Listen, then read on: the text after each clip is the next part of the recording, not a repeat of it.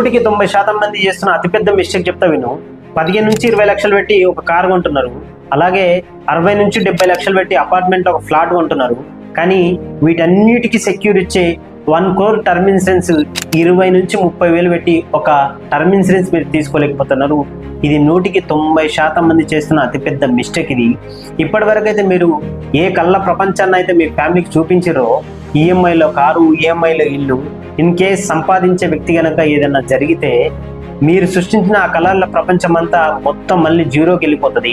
జీరోకి వెళ్ళినా కూడా పెద్ద ప్రాబ్లం కాదు, కానీ మీరు అప్పటికే వాటి కోసం ఏదైనా అప్పులు చేసి ఉంటే మాత్రం మీ ఫ్యామిలీ మొత్తం మైనస్లోకి వెళ్ళిపోతుంది.